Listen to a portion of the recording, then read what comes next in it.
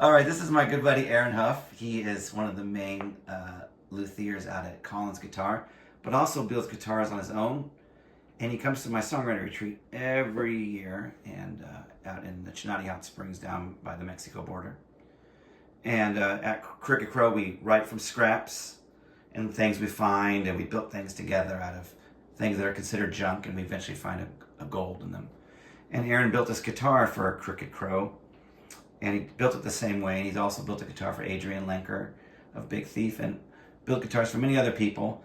And to me, he's a master luthier, which he does not like that name. But anyways, I'd like for him to talk about this guitar called the Crowtar, how he built it. Well, the Crowtar is a thank you gift. It wound up with that nickname pretty quick, but I started going to Crooked Crow, and it didn't take very many years to realize that how important this process and this people and this culture of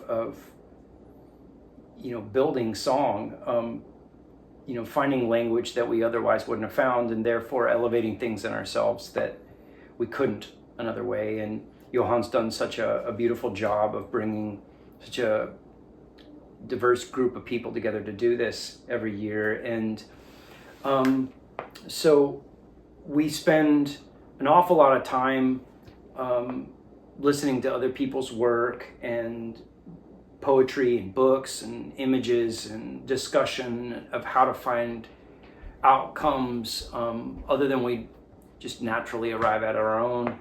And so as a luthier, I watch everybody, passing around guitars or not, or having fancy guitars or junk ones or whatever it is out in what is a pretty extreme environment, hot and or cold or dry or and it just seems special to say thank you to this group with a piece of work that could be a guitar that is different and unique, maybe even inspiring because somebody doesn't play this all the time. But I built a guitar out of just stuff, and one of the coolest parts of it is this Osage Orange back and side set that was given to me for this project by our mutual Crow friend and luthier, master luthier himself, Bayard Blaine. And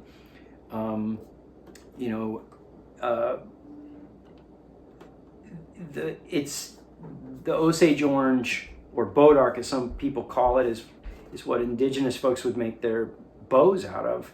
And so when you really think about the function of such important subsistence-based material, and really the metaphoric value of that you're using these materials to fashion a form of subsistence for yourself, it starts to be musically a very living thing.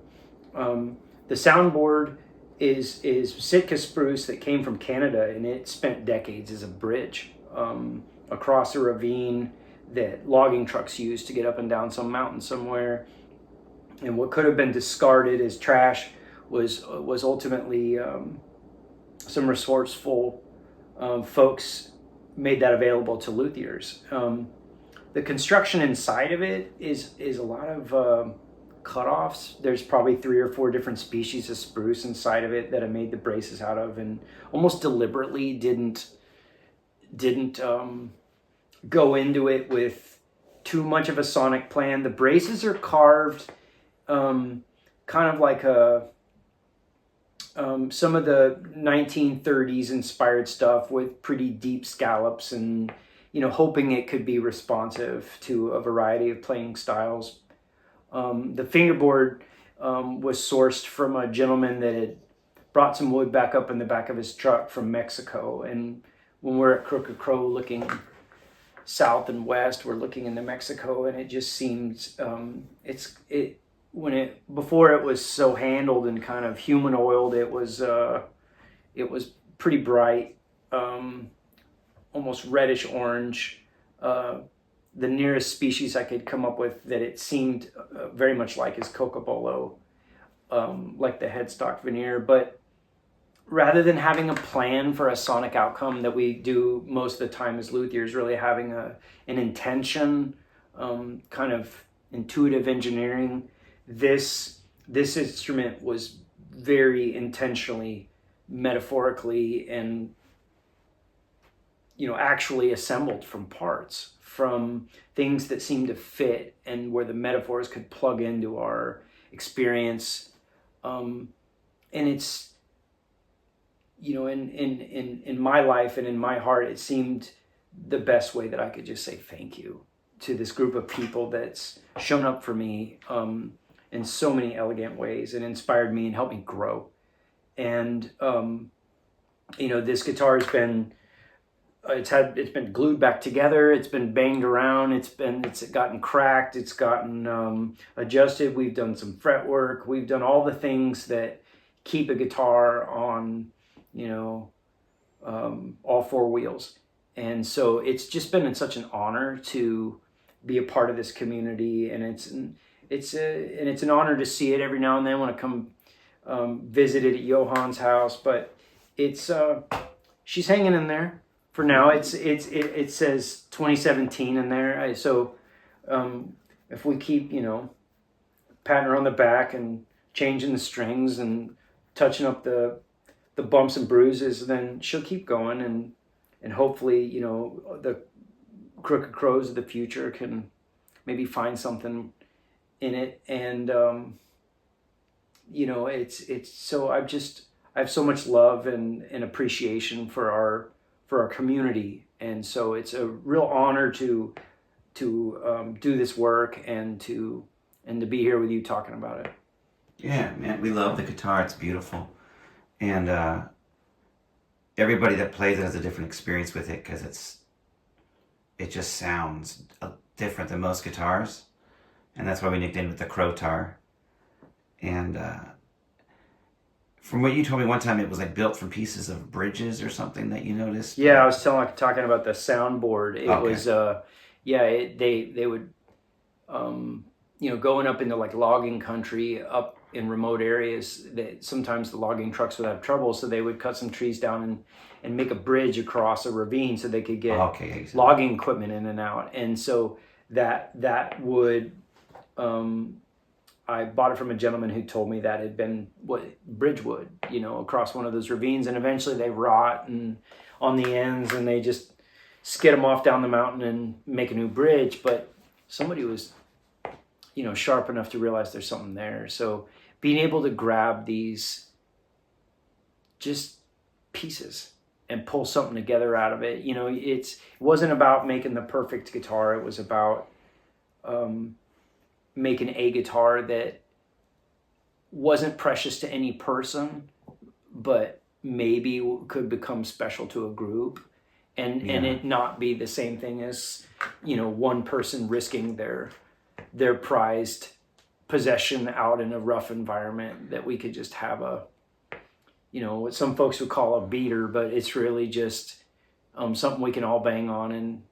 And the back, you said, is Bodark. Yeah, Bodark. Yeah. That's so cool, man. Well, we love the guitar, and you also built the guitar for Adrianne Lenker of Big Thief, which is just this beautiful guitar that's like, I think all of us are afraid to even touch it. Why don't you tell us about that one for a little bit? I built the shape of the Crowtar is a little smaller than some of the full-size dreadnoughts and things that people use. So I called it a 15.6, and I made 3 of them. And one of them is the Crowtar, and one is Adrianne's. The other one is over in Houston with Matt Harlan. And but Adrianne's was a very different experience, because I went into the project with her trying to have a sonic design that could be anywhere close to her musical potential and capacity. And so that guitar is set up, it's got a longer scale length, it's a deeper body, it's a mahogany and Adirondack guitar. It has a different acoustic potential, trying to be a very broad bandwidth guitar for her, because her her dynamic and acuity is just so special, and we're all so honored that she's been out to Crooked Crow and continues to inspire us all. But to use that body shape a few times to kind of see what's possible, then you find out that for me, being a professional electric guitar person, I make these acoustic guitars when I can. And it does feel like art, and I spent an awful lot of time on Adrianne's guitar because I really wanted to show up for that.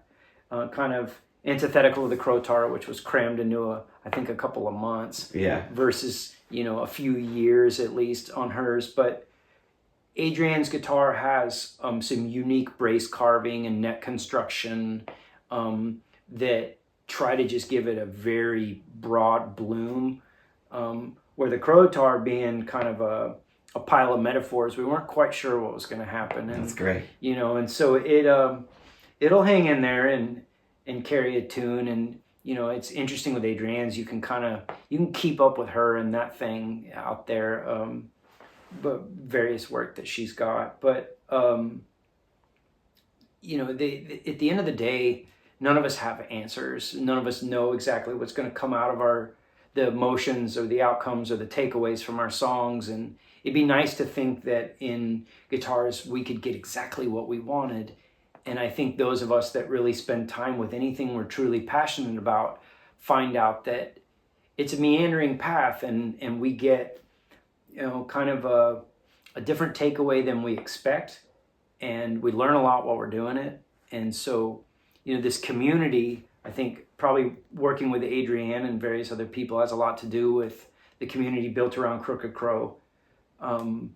But it's just been such a special experience to just stay a student with it. So even after a couple of decades of doing this, I feel like I'm just scratching the surface. And so it's funny to come back, year after year and keep learning from this guitar, because it's, as I gain perspective on what we've done here. I always think of it like when you go to write a song, you think you're going to know what it's about.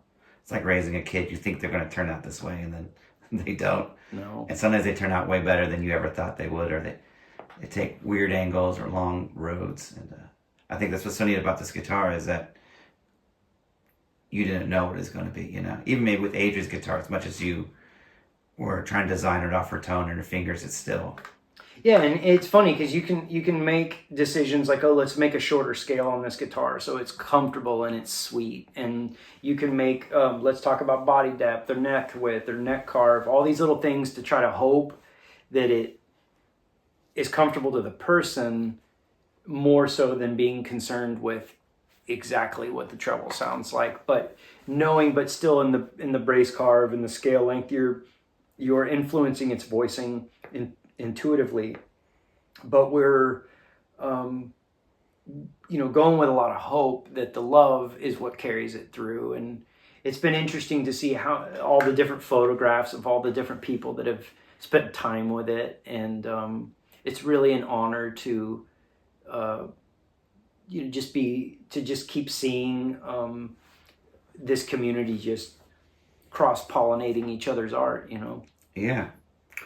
Well, buddy, you built a beautiful instrument, and we love having you out at Crooked Crow, so Love thanks. you too. Yeah, love you all. you, buddy. Thank you.